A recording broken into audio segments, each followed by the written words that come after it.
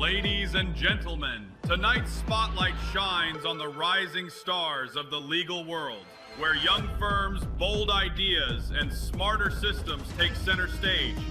Standing tall at the intersection of law and leadership, he's the digital strategist, the legal growth architect, the man with the mic.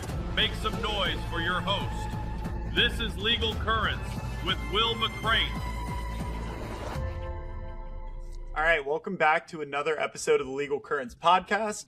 Legal Currents podcast, a modern legal podcast designed for forward-thinking attorneys who are looking to build smarter, leaner, more tech-savvy firms. Today's guest, we have David Vicknair. He might look familiar to some of the avid listeners of the podcast, the founding partner of Scott Vicknair Injury Lawyers, host of one of his podcasts as well, which we'll talk about, the Overruled podcast. And I think I mentioned this last time, but my favorite, maybe the most famous pizza reviewer on the internet, I might go as far to say. Dave, welcome back. Will, thank you for having me back. I will talk business with you anytime, meeting you across different conferences. We just have always just kind of hit it off as buds. And so I love talking to you about this stuff. And I'm just thankful to be back to chat with you for a second time. So I'm ready to get into it. Thanks for having me. Yeah, we met way back out and gosh, it must have been New Orleans, maybe a couple years ago. Absolutely hit it off right off. I think it was 3. I think it was maybe 4, but I don't know if it was that long. It was definitely at least 3, I think, years ago. It may be, although I am still waiting on my appearance on one of the pizza reviews. So we'll have to make sure we get that scheduled. Well, now you have to own a small business because we've pivoted out of pizza reviews. We reviewed about 53 different pizza shops and ran out of pizza places in Louisiana. And I was sick of eating marinara sauce and pepperoni. And we've gone into a new segment called Small Biz Big Wins, where we're highlighting small businesses in the local community. But I'll always still do a pizza review for you if we ever connect. or a small business in the New Orleans area, whichever comes first. So for anybody who doesn't know, Dave, right, you are absolutely somebody that is on the circuit, right? Like you are always attending different conferences, different legal events, also just one of the friendliest people that you'll ever meet out there. And somebody who has really done a lot to grow and scale, your firm. I guess to start things off, for anybody who doesn't know, tell the listeners a little bit about your journey specifically. Sure. So I've had my own practice for 10 years, but really 6 of it was a mixed practice of business and construction litigation with like some word of mouth, injury claims mixed in, and probably about a mix of a few things to shorten the story. Back in 2021, testing out some internet marketing, reading the book Fireproof, written by, which I would have never known back in 2021, my friends Mike Morris and John Chazel, who are now close friends of mine, and going to the Great Legal Marketing Summit with my law partner, Brad Scott. Now I've become close friends to Ben and Brian, who I've always admired and look up to very much. That kind of set off this journey of us really focusing my practice on injury work and marketing and growing the firm. Yeah. Awesome. And we'll talk a little bit more about because both of those groups that you mentioned are fantastic groups. And one thing I wanted to start with as it relates to kind of that growth, I saw a post that you put out on LinkedIn a couple days ago, maybe it was, within the past week or two, about the ability to kind of be able to step away, take a couple days off with the firm. And I was curious to pick your brain on that a little bit more and maybe how that's evolved for you, but, really how you've been able to get to that point, right? Where you felt like you've been able to take a couple days away and know that the firm is going to operate, smoothly without you there. So it's a great question. It's a long emotional journey and attention to focusing on your mindset. So what I first learned from listening to Ben Glass in 2021 is something that's a very bitter pill to swallow for a trial lawyer and a litigator like me, which is, generally speaking, there are many lawyers who are just as effective at what we do as a lawyer on the file. And you're not as integral to the result of the case as you might otherwise believe you are. And I'm sure there's lawyers listening to this thinking that I'm full of crap and all that stuff, and that they alone are the greatest trial lawyer ever created, all the things. Not true. 95% of the cases in your firm don't need you. And growing your firm and hiring people to manage cases and clients in the right and effective manner does not mean that you have to cede your role and your existence as a trial lawyer. What it means is that you need to rethink your role and refocus your role and only being involved in the cases that necessitate your involvement and warrant your involvement, because time is your most valuable resource. And it really becomes, for me now, the way I think about things, which I never thought about 4 years ago, maybe not even a year ago, is who, not how. I used to always have this mindset of how do I do this? How do I fix this? Most situations in our professional lives and personal lives, for that matter, are solved by thinking of who can help you solve that problem, who can help you implement that system, implement this thing, rather than how do you have to refigure it out or reconfigure it on your own. And so for me, it started there with Ben convincing me over his podcast, not even knowing that I was listening, that I was not the most critical person to manage my files. And then you got to go find really good lawyers who you trust and you can build a good professional relationship with. And I'm not talking about somebody straight out of law school. I'm talking about a good litigator with experience. You either train them up in your firm or you go bring them in and you have them take over your cases. And you get out of your cases to the extent that maybe you're not managing 80 cases. You know, maybe you can keep a little docket of 5 or 10 cases, but like, I'm still practicing law. I'm still involved in cases, but I'm involved in pieces of cases and in the manner in which I think are the best use of my time and are the best for the client and the firm. And that's the difference. I can only imagine how challenging it is to get to that point. But something you said was super interesting. And, you know, I'm curious to pick your brain on this a little bit more, because I think a lot of firms look at growth and they have a timeline in which they want to achieve said growth. And it almost sounds to me like really you have found it to be more beneficial to find the right people. And I'd imagine the right people don't always come across at the perfect time. What has that experience been like for you? A very hard one. I mean, I am a very nice person, so I struggle with having to make decisions on terminating people, but we've had to terminate a lot of people over the last 4 years. And sometimes you have to terminate or let somebody leave on their own. You know, sometimes you get lucky and they just know the culture.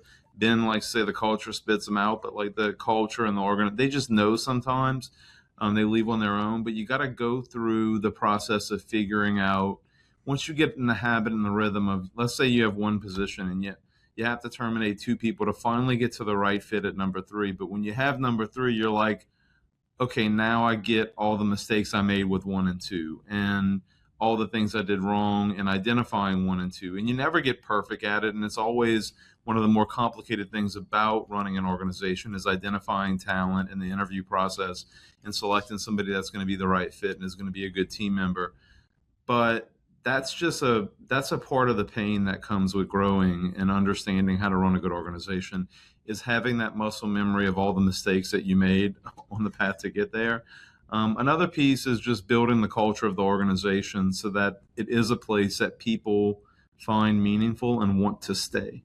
And so we've put a lot of work in on that front in the last 2 to 3 years, and we really don't have to fire people that often now. We're better at being slower and more deliberate in the hiring process and identifying talent and potential culture fits for the organization.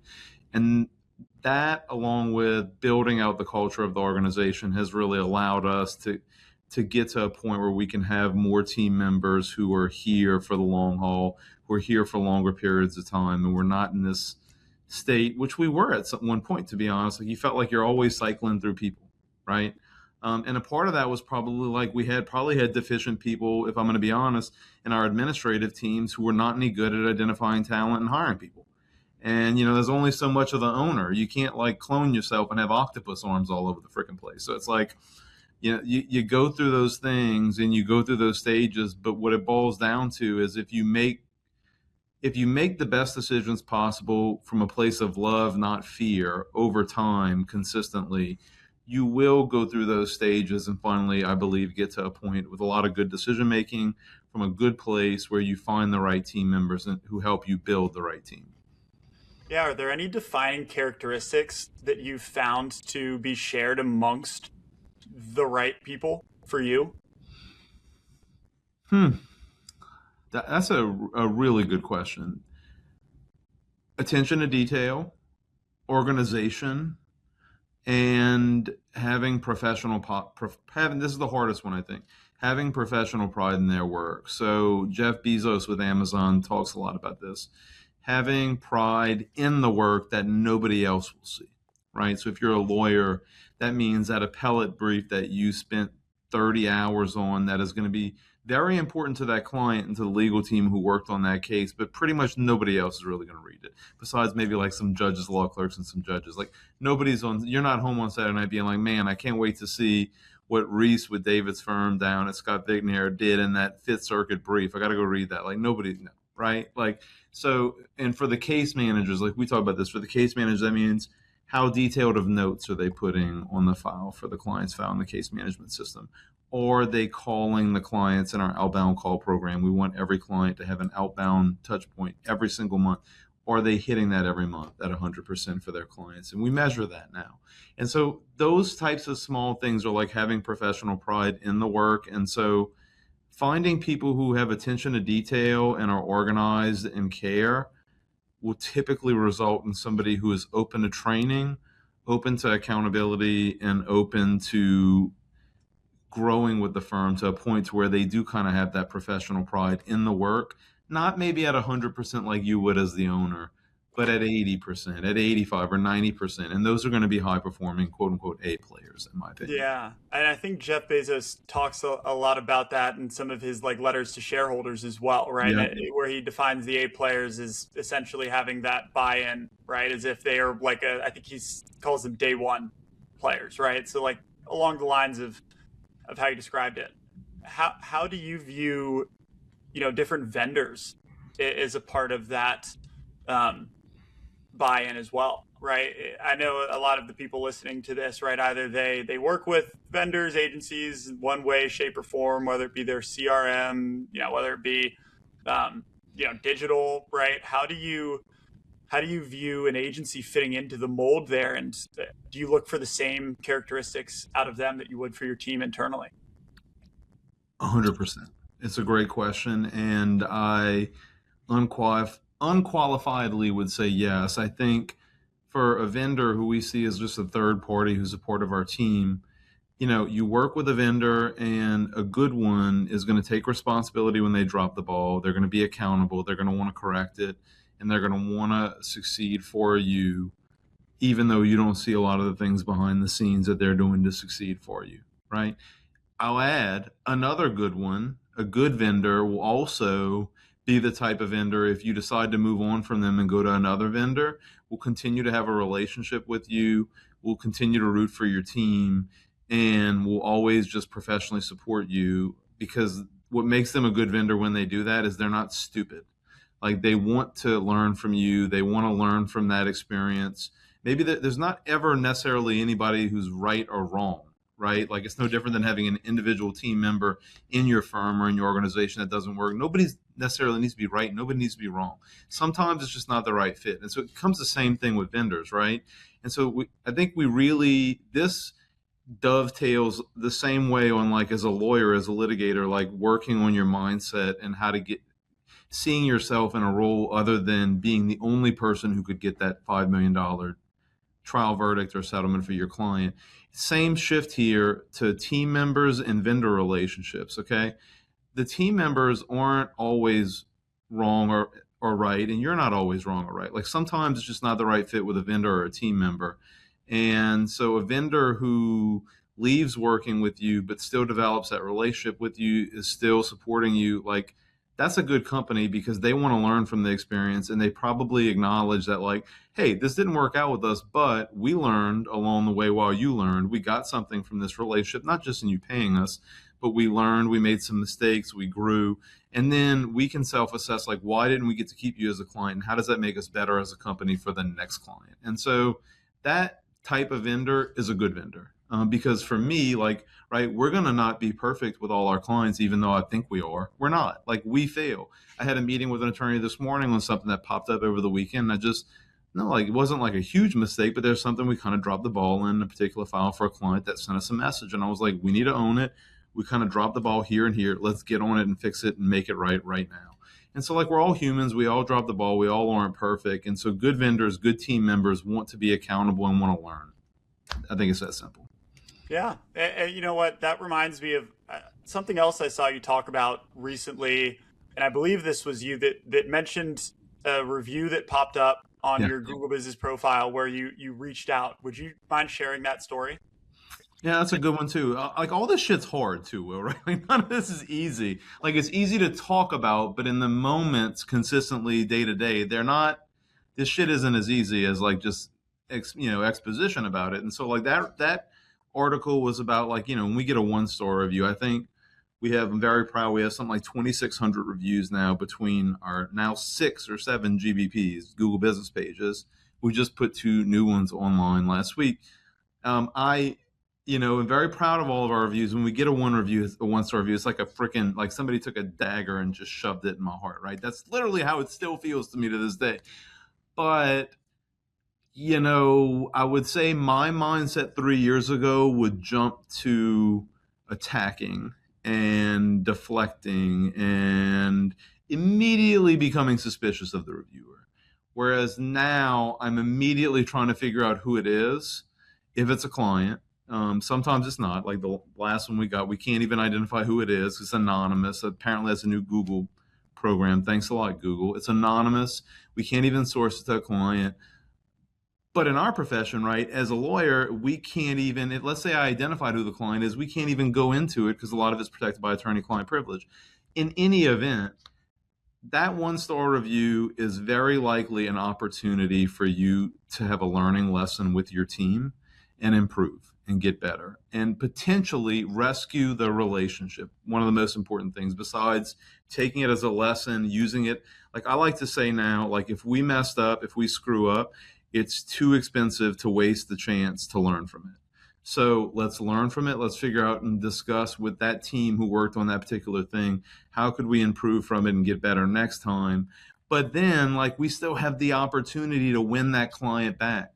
Like, if we own it with that client and we do better, we may not only just turn the review to a 5-star review, but more importantly, long term, we turn them around as a fan of the organization and get positive word of mouth referrals moving forward. Or maybe just at the least make them not say bad things about us as an organization, at least mutually respect that we owned it and tried to make it right. And so to me, that's the mindset as leaders of law firms that we need to shift into if you want to be a successful and good organization. And, get enough reviews to where you cover it up for the most part. But like, that's a piece of it as well. But like, when you get them, a lot of times a lot of them have not been fully justifiable, right? But like one of them was connected to our Uber campaign. Like, we probably could have been more thorough in our text messaging to people to let them know, please check your spam messaging, because that Uber credit on New Year's Eve, went to their spam email. So guess what? The next New Year's Eve, this past one, we sent out messages warning people, check your spam. Like, if you don't see it in your email, it's probably in your spam folder. And then we were sending more messages ahead of time. And so we had less people who had issues getting their Uber credit this time, still had some small ones, but not many. And so we improved from it. And so that's kind of the lessons I've learned from what I was writing about in that 1-star review post. And did I remember correctly that you were able to get that changed in this instance? We have. And we've had probably now in the last 2 years, I would say 3 or 4 1-star reviews that the reviewer, some in our giveaway programs, like I mentioned, the Uber campaign, that there was some glitches there that we turned them around into a 5-star reviewer. One client who we probably dropped the ball a bit on some of the communication around settlement after the case settled, and the disbursement process was taking a little bit longer. It really was a communication issue, which 95% of things are, by the way. And we were able to have her turn it around to a 5-star. So, And that one I got involved, even though it was a pre-litigation file, because I take it really seriously, and I want the client to know I take it really seriously. And so I called her myself. I talked to her for 30 minutes. I got together with the pre-litigation pod who was working on that file. We set out a plan to correct it. We talked about some things that they each were like, I really think I could have done this better. And one of the case managers, that was the lawyer, one of the case managers, like, I think I could have done this better. It's like, okay, let's learn from it. Now let's go execute and win her back. And they did. And so, yeah. I think that's so wise, and especially as somebody like yourself. You mentioned that you guys have such a high, quantity of reviews. You have a great process in place for getting reviews.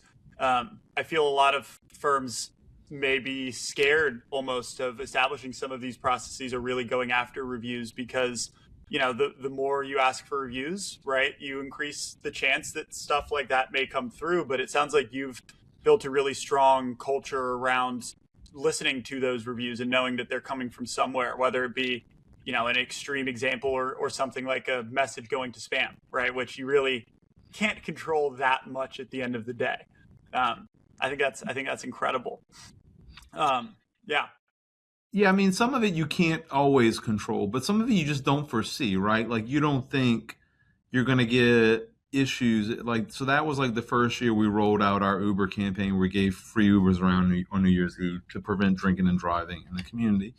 And so you don't foresee what some of this stuff, like I need to warn people proactively this could go to spam and be really alerted that you're trying to get ahead of the issues that may transpire. It's like that quote from Mice and Men, the best laid plans of mice and men often go awry. So we have all these ideas and these things we want to do in our firms, and sometimes they're just unintended consequences. That's a great example of like an unintended consequence from us doing a good community initiative.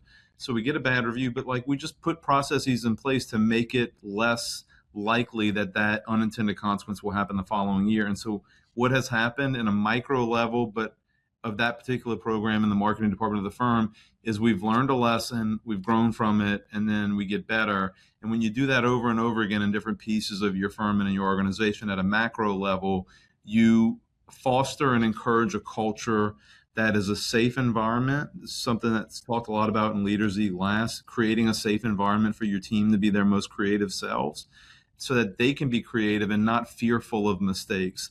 They know the culture is not a culture that's going to come down on them for making mistakes, but a culture that's going to take the mistake as an opportunity for everybody to learn and get better. And so that's what you've done at a macro level when you start doing those things at a much micro surface on the ground level, is you begin to build that culture for your team. Yeah. And we could talk about the importance of reviews and everything there for hours, because I think you guys do such a great job with maximizing the opportunity there. And I actually want to go back to something where we talked about kind of the vendors, the outside investments, right? I think that the current landscape, there is a lot of things happening. A lot of places, Yep. Whether it be like new shiny objects, whether it be AI, whether it be things that are tried and true, or maybe more traditional is the right way to approach it. Mm-hmm. And something you mentioned the last time we spoke was almost in line with the cost of inaction, right? And how you really look to make a decision, right? Because the worst, I think you mentioned something along the lines of the worst decision is no decision or being slow, right? To make a decision.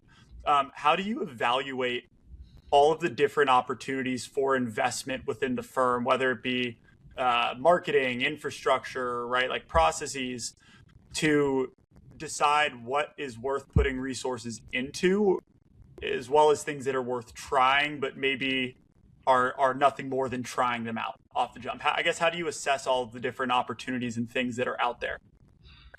That's a great question and a hard one to answer because it's complicated. What a lawyer answer, right? I think the first step is get a budget.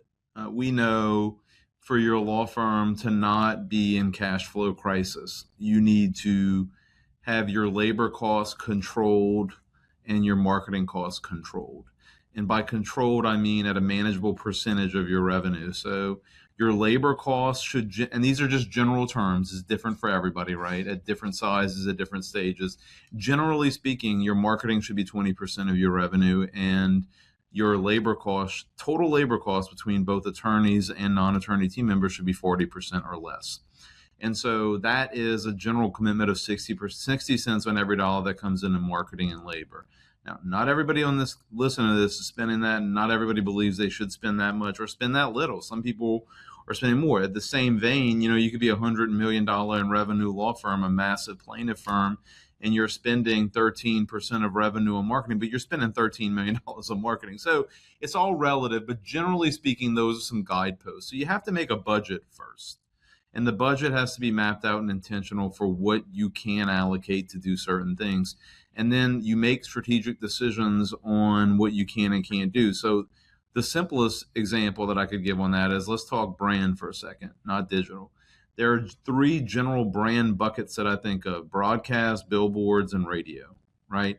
And there's some other things you could probably say as brand, but to me, in my marketing brain, those are the 3 biggest buckets. And every market's different, but in New Orleans, for example, I know strategically that I'm not spending a lot of money on marketing. Like, some people would be shocked at how much money I'm spending on marketing. But in many ways, what I'm spending on marketing is nothing in this market. It doesn't, in my mind, strategically allow me to put money into more than one brand channel, because I think to maximize penetration of my brand message in the market, I have to use the money that I have available to do brand marketing in one bucket. And that's why we're only on TV and not on billboard or radio yet. And that will change as we're able to spend more money and allocate as our firm grows, that I can go into a different channel. But that is a strategic decision that I've just made. Right, wrong, or indifferent, that is a decision I thought of, have intentionally reviewed, have pinged other people's perspectives on over the 2.5 years now, or 2 years and 2 months we've been on TV. And I strongly believe in that theory of mine, and I'm going to stick to it because I think it's been tested and true and worked for us. But that takes into account that, like, I've got to allocate a certain amount of money of that marketing spend to search engine optimization. That takes into account that I've got to allocate a certain percentage of that to PPC ads. That takes account that I've got to allocate a certain percentage to LSA ads. So I think, generally speaking, that is the way to do it. Is you got to think in terms of funnels and channels that you would like to be in and where you can be in. And when you're just starting out, you can't afford brand. That's just my 2 cents. I think if you go brand first, it's a mistake. That the stronger way to enter into a market as an organization is to do some of the things that Ben and Brian teach when you're starting out, is to focus on list building, on print, on direct targeting, and digital. And once you have strengthened those foundations, you can decide whether you want to. You may not want to do brand marketing. Guess what? That's okay. You can have a great law firm.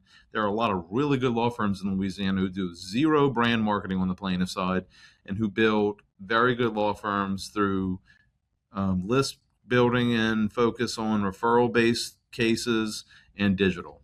So that's kind of the way I think about it. How do you account for spending with where you're at currently revenue-wise versus spending for where you want to be revenue-wise? Do you find that those breakdowns, right, like 20% of revenue, does it change? Do we look at projected revenue? Do we look at, where we want to be? How does that impact things, if at all? It's a great question too, and it does. I mean, so last year we spent 28%, which is way too much, but it's because our revenue didn't hit our forecast last year. And so hopefully you have an owner who has financially sound and stowed away nuts in the tree for when winter comes. So I have made intentional decisions in my personal life financially so that I didn't ever overextend myself at the firm and be in a position where I had to take on a lot of debt, because it's just not something that I'm interested in doing. And so it does. But, the larger, if you grow, the better team members that you get on, or the longer you do it, you don't necessarily just have to get more people to get good at this. You get better at budgeting, and what we're doing now, for example, active cash flow management and active budgeting. So like looking at now this year, for the first time, we are looking at financial trends from the last 3 years. What are the months like we have this percentage of revenue? Where are we in that month year over year? If we're down this much, why? Is this just a 1 month thing? What does that mean for cash flow for the next 3 to 4 months? How do we address that? How do we watch it? So you got to have a budget. You got to monitor the budget at least monthly. and compare what you projected to what's happening to be able to actively manage a large marketing spend and strategically ensure that you're putting your marketing dollars in the right place. Especially in a super competitive market, right? Like the New Orleans areas, as you mentioned, in personal injuries specifically.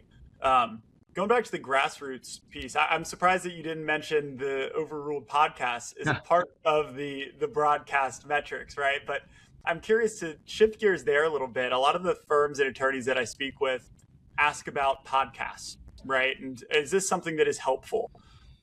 For anybody who has not listened to the Overruled podcast, right? Great series, right? You guys talk about a lot. It ranges from things that are in the legal world to, things like the Saints, which we'll talk about. But I want to hear a little bit from you about the effort that you've made there, because it has been a consistent and intentional one. What have you found to come from that effort, tangible or not tangible? Great question. I'm a huge proponent of podcasts. It's one of those things, just like TV, right? Or radio or billboards or whatever it is, where people, I think, can be intimidated out of it and say, well, everybody's doing a podcast. Not as many people as you think. And if you look at the statistics, most podcasts just shut down like 30 or 40 episodes in. I forgot, what really convinced me on the durability of it, and besides this just was something me and Brad Scott were just having a good time doing. We still have fun doing now. It's become really easy. But I want to say, we started in 23, I think, at some point in 23. And so we've only been doing it for we've been doing it for 2 or 2.5 years. We've done 91 episodes, which is great, but it's not like we're filming a podcast episode every other day. So to do it well, you can do 2 or 3 shows a month, or you could do 1 a month to start just to get a rhythm going. I think the key is just getting a rhythm going and not quitting, because there was a statistic, Brad Scott, and he went to some presentation. I forgot what it was. And it was I think I'm maybe butchering the number, Will, but it was the 47th episode. If you take the podcast through that episode, it's you look at boom, it just takes off like that in followers and downloads and listeners, because most of them just stop. They don't understand it. They don't know that people are listening and they stop. I was telling you, some weeks I get the report. I get an automatic report from the podcast program once a week.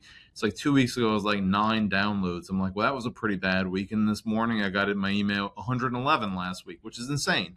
And so some weeks, over the last month, there have been 2 weeks that were over 100. One was 111. One was 130 downloads in a week. And so you got to keep doing it. You got to keep putting good people on, and people will listen. People will, for me, people are hearing the jingle. They're getting to know me.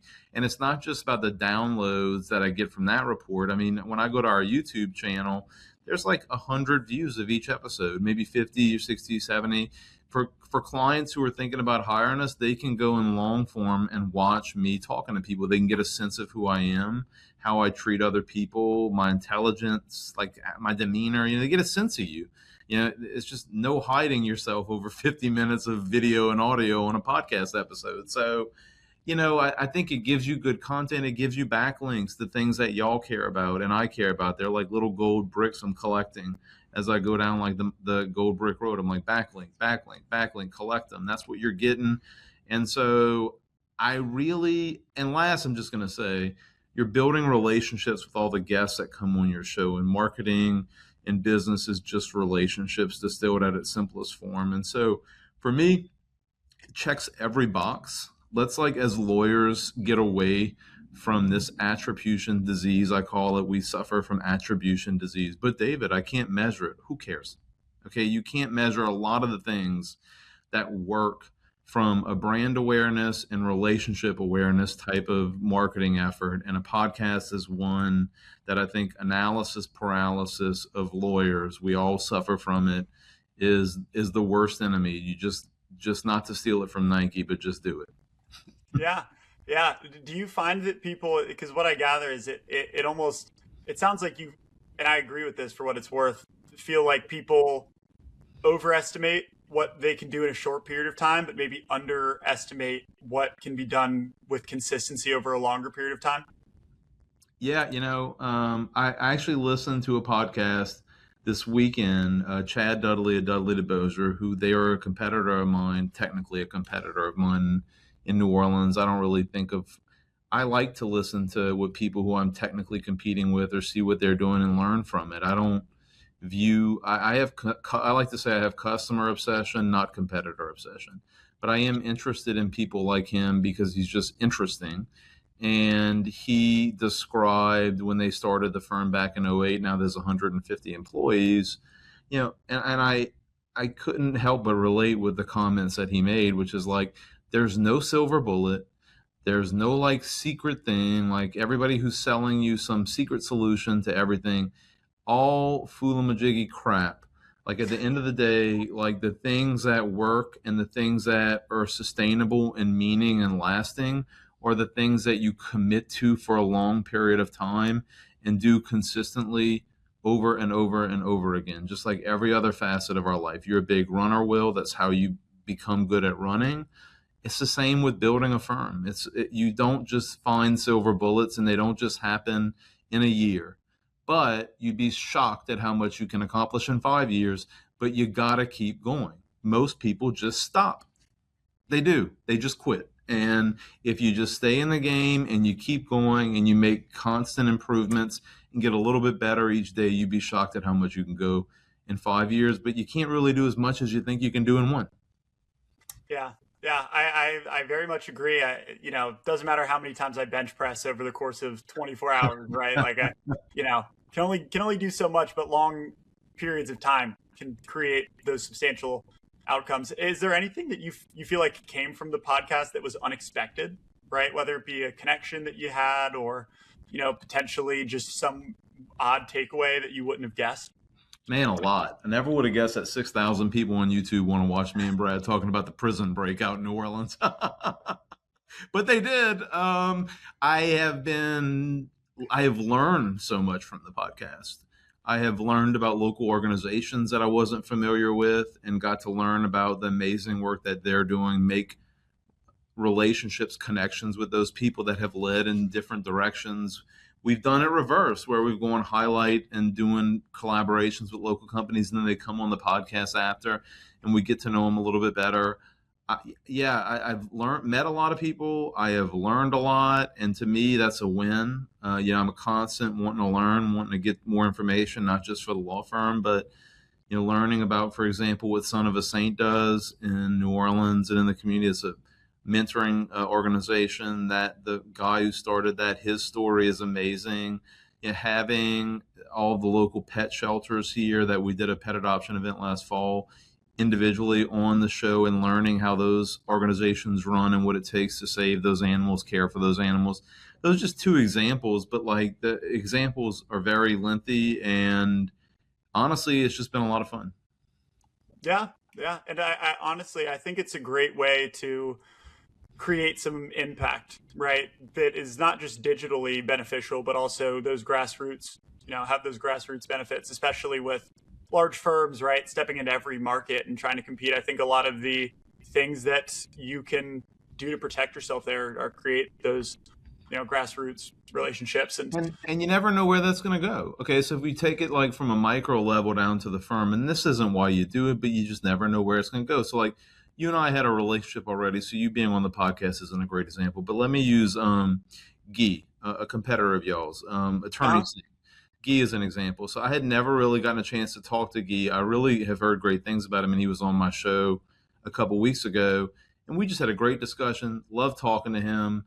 He shared it. Okay, where is that going to lead? I don't know. Like maybe somebody's that in his network is going to see it and need a lawyer in Louisiana one day and use me as local counsel and refer the client to me to work with us because they saw Guy was associated with me. Or maybe Guy will have a client who needs a lawyer in Louisiana one day. Then say, hey, I become friends with David Vicknair. He's top notch. Like he's got a great team. I know you'll be in good hands with him. So that's where those relationships could lead. That's not the reason to do it, but you just never know. And that's why I say, like in business and in marketing, everything's about relationships. Yeah. And I think it's a great shout out. I'll shout out Guy as well. He's somebody that absolutely approaches the digital front in the right way, right? And he's a great person to connect with on social who, asks very thought-provoking questions, like looks at data, like, has best interests of the firms that they work with in mind. And it's the same mindset that you, Nalini, and Seth, that Jason, that Guy, that Conrad, Sam, like all these, that, Corey Vandenberg with Clixie. I think of some of the leaders in the digital space that I have built relationships with. Like, there's enough work for all of y'all. Like, no different than that's why I don't understand sometimes the injury lawyer myopia. We're like, oh, like we're comparing ourselves, like get stuck comparing ourselves to each other. We're like, think some of them, not everybody, but some are like in this silo of their market. So it's like, get over, like there's enough work for everyone. You really need to be more focused on building relationships with people you technically compete with and figuring out how to learn from each other and get better for the customer. Abundance mindset, right? Is spot on. Yeah. Now, I would be ashamed to let you go without talking some Saints here. Saints. Well, you know what? Is that a Freudian? I just slapped my desk in anger. Misspoke because I was going to ask you on Tyler Shuck. Yes. Who, we spoke when we were last recording this. Jury was still very much out. He's definitely shown some promise. And I need to hear a record prediction for this year, a highest or best possible outcome, and then what you think the floor is for the New Orleans Saints 2026. Shuck and Wright, I am all in. I've seen enough, 8 games. And, we started the season off with Spencer starting, and Spencer's a great member of the Ross. Spencer Rattler has really come a long way, and he played pretty well. And I think Shuck really elevated the play at that position when he came in the 8 games that he started. And it was so elevated that people believe, people being me, that McMillan from the Panthers winning the Rookie of the Year award over him was a grave injustice. He should have been the Rookie of the Year. And in any event, I'm really high on Shuck. I think a lot of Saints fans are really high on Shuck. I think we saw a lot of good instinctual plays, like not holding the ball too long, making decisions, some dumb things. But overall, the performance of the 8 games that he started, it's tough to see that, expect that type of performance out of a rookie quarterback. And I think some of that probably goes to the fact that he was in college for a lot longer. He's 26 years old. He had a lot more playing time, a lot more maturity before he got to the league. And really excited what we saw out of him in the first 8 games and hoping that he can stay healthy and really build on that next year. I believe we're probably going to go – I think we're going to win 11 games. We won 7 this past season. A lot of people say we're going to only win – we won 6. A lot of people say we're going to win 2. I predicted the record as 6-11. I've been on a victory tour of that prediction, which I got ass lucky on because Shuck – played pretty good, but I think we're going to go 11-6. I think the high mark will probably be 12 wins, but I think that is very realistic to expect with a year of maturity in him. We had a great rookie class. Almost everybody we drafted besides Vernon Broughton had significant playing time and were contributors. Probably one of the best draft classes the Saints have had since 2017. And I think with a lot of additional cap space, which we usually never have, that it's very realistic between a decent draft coming up and bringing in a few key pieces that we could win 11 games next year. I think 12 is the ceiling. I think the lowest will be 8 to 9. Yeah.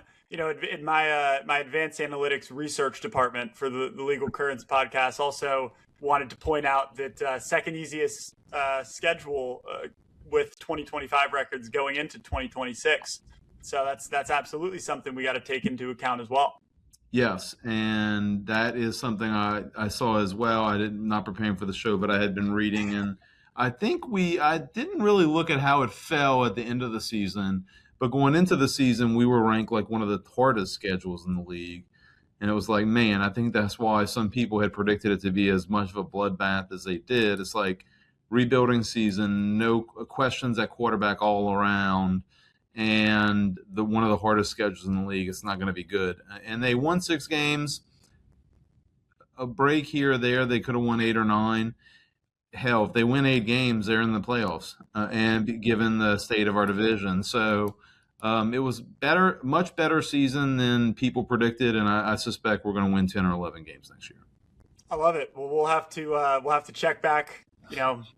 Between now and then, or maybe after watch the tape. dust You settles. Watch the tape when we get back We'll at the end of next season. We'll cut this up. We'll see. We'll have 2 years of record predictions, and maybe launch you into a new role as analyst on ESPN. You know, If all turns out well. we have a local sports company called Boot Crew Media who has a podcast stack, covers the Pelicans, the Saints, LSU, Tulane.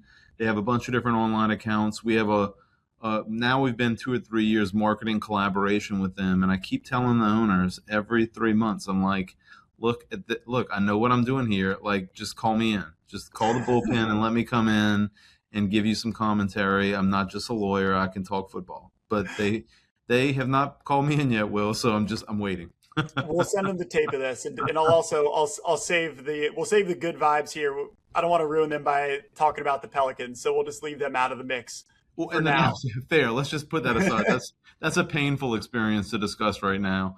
But I will say it's also been fun that I have close friends in the personal injury space now, in the Tampa market, in the Atlanta market, and the Carolina market. And so those are our 3 divisions. The Panthers, the Falcons, and the Bucks are in our division. And so it has been a lot of fun talking crap to them. Yeah, sports is a great means for communication always. And yep. David, it's a pleasure to have you on again. Like I mentioned early on, you're absolutely one of my favorite people in the space. You're somebody that is always going to have a smile on their face, like a great, person to come up to, say hello, and somebody that is not just approachable, but also has a lot of the, great information, right? And clearly willing to share that information. How can people get in touch with you? Well, that's very kind. It means a lot to me, and the feeling is mutual, my friend. They can, like you said, I'm writing twice a week on LinkedIn, so you can pretty easily find me and what I think or what I'm in the mood to talk about on LinkedIn twice a week. We're also on every social media channel, scottvicknair.com. Our main number is 504-500-1111. So you can find us anywhere on the website, any of our Google business pages, phone number, and all the socials. Amazing. And then I think this is something that you do on your podcast that we'll leave everybody with. What's a good book that you're reading these days? We talked about Shoe Dog on our last episode. I picked up an old one that I kind of skimmed the first time and didn't really pay attention. I don't know why. I just picked it up 2 days ago. It's Purple Cow by Seth Godin. And I'm like on page 38. I'm just reading it slower. And I think it was written. I was like, when was this written? It was written in 2002. It's a marketing book. And it still is highly relevant today. So I would definitely recommend Purple Cow by Seth Godin. That's what I'm reading right now. Love it. Well, really appreciate it, Dave. Look forward to seeing you sometime soon, I'm sure. And thanks for jumping on the podcast. Thanks for having me back, Will. Good to see you.